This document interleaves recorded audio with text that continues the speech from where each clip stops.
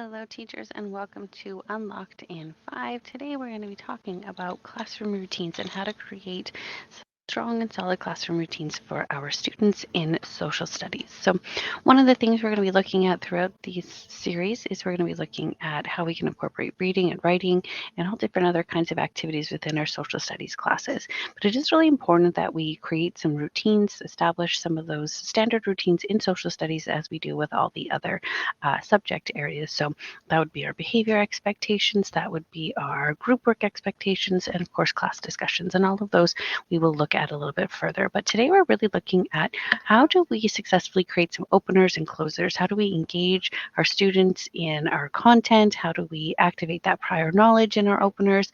And how do we engage in driving perhaps some concept attainment where we're not directly giving our students that information, but how can we get them to kind of come to that conclusion or come to that information?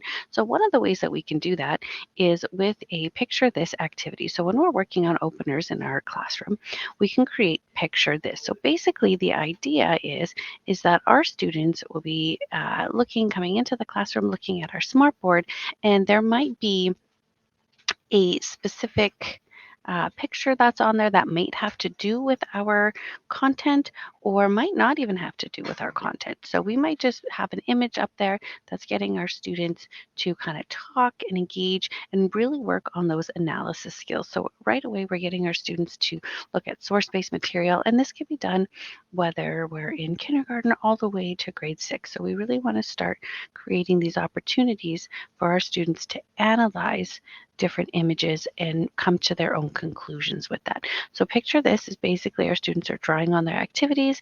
It's a really quick activity for our students to do. They can talk in a partner, they can come up with the idea on their own. But basically, really starting off our social studies class with this reflection piece, this analysis piece, and this engagement piece.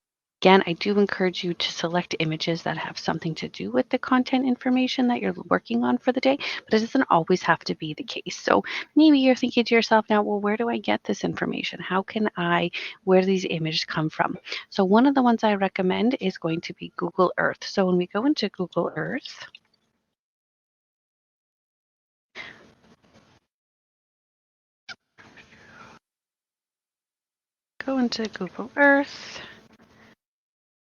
couple different options here. So again, we can select just an image on the globe. We can select a place on the Earth itself. If we're working on geography or understanding the globe at that time, we could do that. Another thing that we can go into is we can use the Google Earth pre-made voyages and choose an image from there.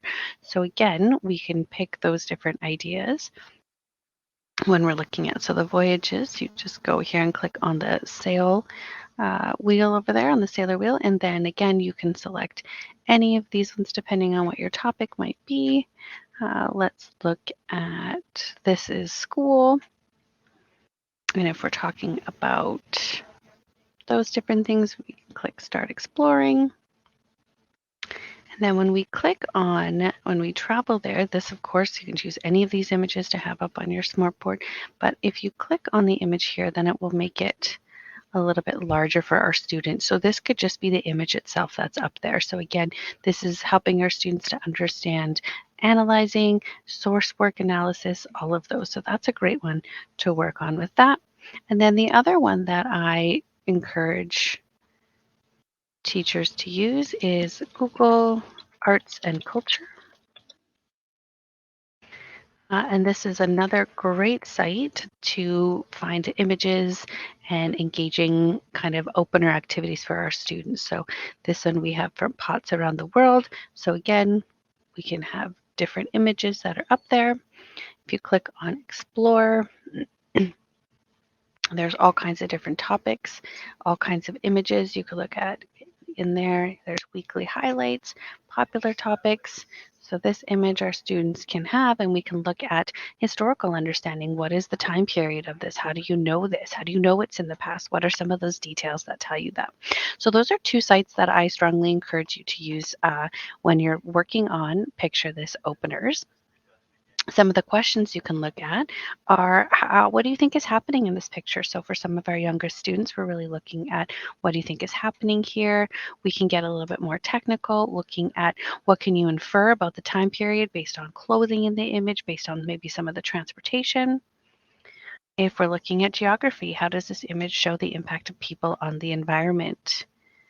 And other ones can be what can you learn about daily life during this time period by examining the objects in the images? So we can really help our students to understand and get them engaged, get them talking, get them practicing some of those routines throughout our openers. And of course, let's not forget our closing activities.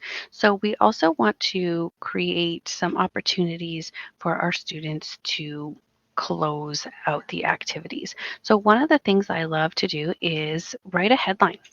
Have your students write a headline for what the lesson would be. So, taking all of the information from today's lesson, gathering all that important information, what could a headline be for that? And that could just be written on a post it note, stuck on the door, maybe before they leave, or even just before you transition to another class. If they're getting up and moving, that's built in movement break for them as well. Another exit ticket or closing activity I like to say is so what? Now that you know this, how is this information going to help you 3 years from now? What is it going to look like 3 years from now, right? I love looking at those ones. We all love a good snowstorm here in Alberta, but maybe not in our classroom so much. But a snowstorm is really like snowball, something you may have heard that, where students all write maybe the answer to a question, or they write a summary, or they write what they're still not clear about on a sheet of paper, crumple it up, and then they throw them around the classroom safely, of course, and then different students can pick it up and they can write an answer to the question, they can respond, or they can read it out loud, depending on the students that you have in your classroom and the culture that you've built. But again, just making sure that in social studies classrooms, we are continuing to use all of these opening and closing routines, making sure that our students are engaging in the activity, that we're not always giving them the concept and the information, we're providing them that opportunity to construct that information on their own. And my name is Samantha Davidson. You can reach me at samantha.davidson@ecsd.net. I'm here to help and support you with all your social studies needs. Just send me a Teams link or send me an email is also a way to get a hold of me.